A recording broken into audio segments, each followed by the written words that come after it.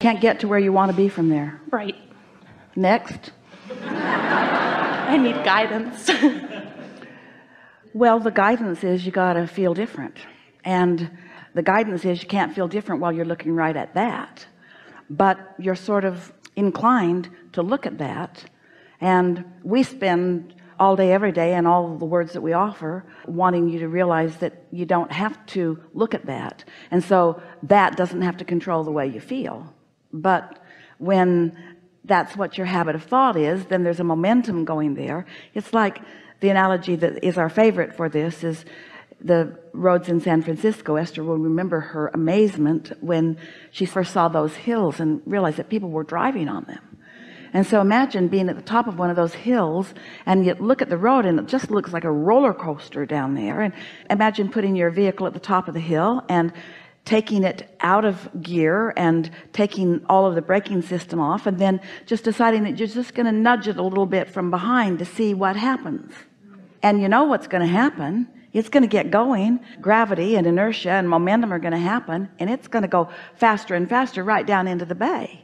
So as you realize that's not the outcome that you really want, you could get on it early and get out in front of it while it's just barely beginning, and it would just bump you and it would stop and all would be well. Or you could be down there at the bottom of the hill waiting for it and try to stop it before it goes into the water. But it's harder to stop once more momentum goes. And so you've got enough momentum because you're human, and most people are focusing upon what is right now, and the entirety of your vibrational attitude about this is based upon what you're looking right at, compounded by somebody else who's looking at it too. So what this scenario says to us, the way you explained it was really helpful, is that when you were standing in your own vibration, that you were more in sync with your desire. There was less resistance within you. And it's because what you would call the risks were all yours, and you weren't that worried about it. And it started small and it grew larger and larger. You didn't get your business bigger than your business. And so it was more of a joyful journey. And then when it got bigger, because there wasn't enough momentum in the vibration of it to attract the partner that was equivalent to yours, you attracted someone who introduced resistance where it hadn't been before, because there was more risk, because it was that person's money. And so as that person felt more risk, then that person offered influence that you fell under. Now, you didn't need to, and it doesn't matter that you did, but it does matter that you don't continue to be under that influence. You got to get out from under that influence, and you can't get out from under it by wishing that it hadn't happened, because it has. That'd be like being at the bottom and wishing the car wasn't going to plow over the top of you. It's going to plow over the top of you. The laws of the universe aren't going to change or adjust themselves to the outcome that you want. The laws of the universe are going to work the way the laws of the universe work, and you have to work within those, which means you have to get out from under the influence of worry and maybe even blame and certainly guilt, and get back under the influence of exhilaration about your business. If it worked once, it can work again. It doesn't make sense. It doesn't make sense for something to be viable and successful in one regard and then not in another. And it's because there are other factors that are part of the equation that you must understand what they are. Whether it's been the influence of success is the dominant influence, or the influence of worry are the dominant influence. So what are you going to do? What do you do when you're standing right in the middle of it? Wouldn't it be nice to start all over again, because then you know better? Well, here's the truth of it all. You are always starting all over again. In every moment, you are new unto the universe. In every moment, you can establish a new point of attraction. You could meditate and clear your vibration and be new like you were in the very first place. But most humans don't do that. It's like our friend said, you get new and then you get old again. You get new, you get forward looking, and then you get past looking. I feel guilty for doing what you're saying. That's what I feel, and my business partner would never intentionally want to make me feel that way. Well, stop that's saying what happens. that. Just saying that to us. We're just going to read this clearly, and we want to really give you something, because everybody relates to it in one way or another. But we really want you to hear this. You stated that with such fervor and factualness. I feel guilty, almost as if you were making an unequivocal statement that the universe needed to adjust to.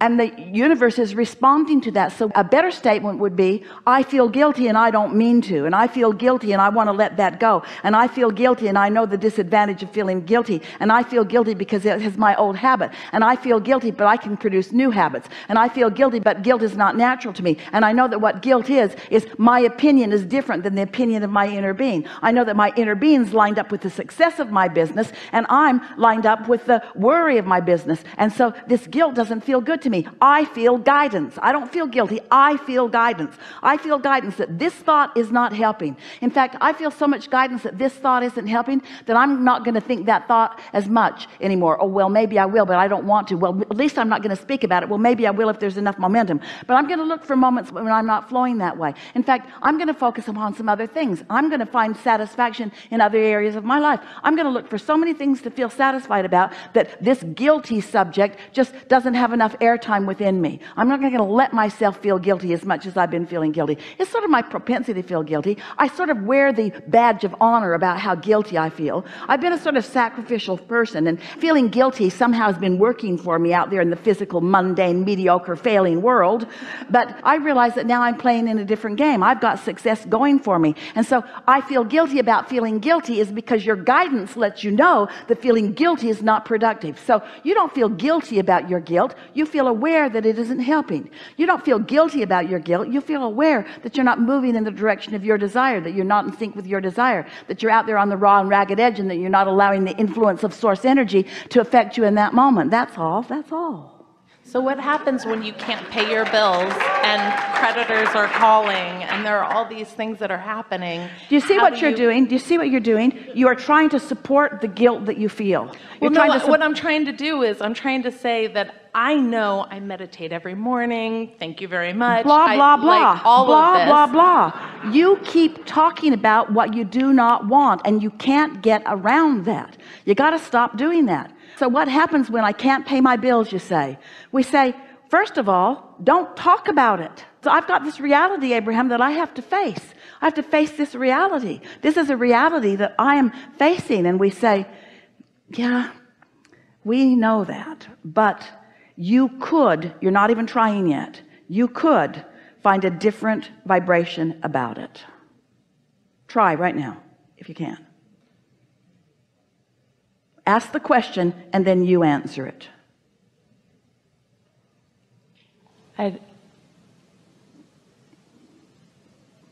How do I not carry the weight? No, that's not the question. The question is, what do I do when I can't pay my bills? That was the question. What do I do when I can't pay my bills? Now answer it. Pay what I can. Keep trying. Work harder.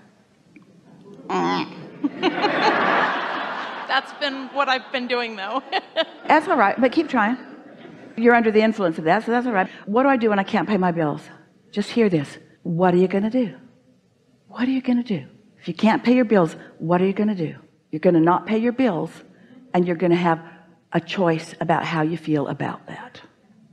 So you can not pay them, and you can blame her, you can blame you, you can blame whatever you want to blame and get nowhere, or you can not pay your bills and you can remember better times, or you can lean toward things getting better. You can't control the current reality because the current reality had momentum coming in. It had momentum coming in, and it is what it is.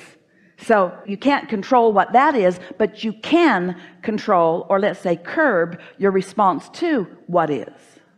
So I can't pay my bills, but I could meditate. I'm too worried to meditate. I can't clear my mind. I need to work harder instead of meditate. Just keep perpetuating that. But I can't pay my bills, but I can find satisfaction. I can't pay my bills, but I really appreciate this girl that came to play with me. I can't pay my bills. Now, it's even better if you get off that subject altogether. There's this subject that has me worried, and there's all these wonderful things. I can go to Asheville. I can spend some time with fun people. I can, against all odds, get in the hot seat and have a conversation with infinite intelligence. I can find the vibration of it. I can acknowledge the reality of the vortex. I can acknowledge that my business, our business, because our business is bigger than it has ever been, because the contrast has made it bigger. And I can acknowledge that when I line up with what it is, it will be more than it has ever been, which was the whole point of the expansion that I asked for. I wasn't wrong to ask for expansion in the way that I did, because expansion was inevitable. I asked for expansion, and I got expansion in that we spread out a little bit, but I also got expansion in that it introduced resistance into my equation that caused me to launch more rockets of desire, and my vortex version of my business is expanded, and that's a good thing, not a bad thing. And I can catch up with that. And it doesn't really matter what's going on right now. I'm stable enough. I know what to do. We can work hard enough to keep ourselves stable. We don't have to lose this business. I know what to do. I know what to do. But at the same time that I am working maybe longer and harder and with more clarity, I'm also finding vibrational stability with this bigger business. I can't give up on my dream, but I could give up resistance. We're not asking you to give up your business. We're asking you to give up your resistance. We're asking you to give up your propensity to complain about it or to try to justify where you are by talking about what's going wrong. You see, everybody, relative to everything that they have, is in a place where it is improving. And it doesn't matter how successful you feel that you are. You could mess it up with a thought, or you could enhance it with a thought. Doesn't matter whether you're a billionaire or a millionaire, or whether you're just starting with a fledgling business, or whether you're talking about a relationship or anything else. It could get bigger. It already is bigger. You could lean toward the bigness of it, or you could lean away from it. You get to choose all of that. And the reason we're talking so strong with you is because, first of all, you represent everybody else, because everybody's doing a little bit of that, but you have a propensity to want to explain it like it is.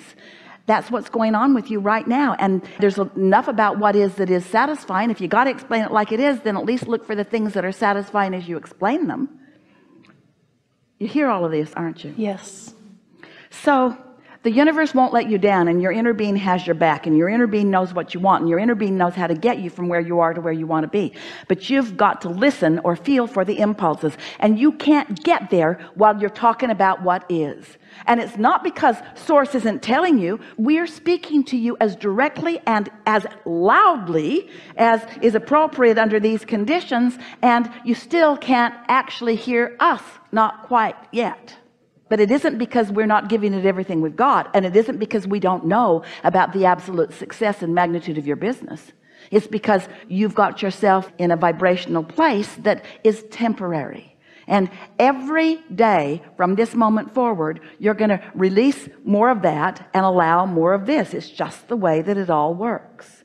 And there's going to be a time not very far from now that you are going to enjoy or feel satisfaction over the desire that's in your belly, even when it hasn't manifested. Most people have a hard time with that at first, because you want to see it, and then you want to have an emotional response to it. We want you to use your mind to accomplish an emotional response of satisfaction, and then you'll see it.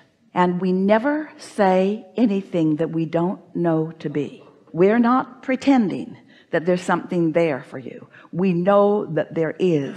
It's yours to allow or to disallow. And when you disallow, you see, all that guilt and all that pain and all that discomfort that you were explaining to us isn't about the actual business itself. It's about you pinching yourself off from your own desire. Now we're going to give you the most important statement of the entire weekend. Ready for it? You are the creation, not your business. Yeah. You're creating yourself to be the receiver. The business is just the excuse you use to create you. And that's why it's so upsetting when it feels like it's not working. It feels like you're failing, and you're not. You're just step oneing a little longer than is comfortable. That's all. That's all that it is. And can you imagine the euphoria you feel when you meditate and release that for a moment, even before the business changes at all? You're going to have lots of really good feeling moments, and nothing is going to be visible to you yet because it's on its way down. But when you realize that you're the creation, then then the moments that you feel good for me.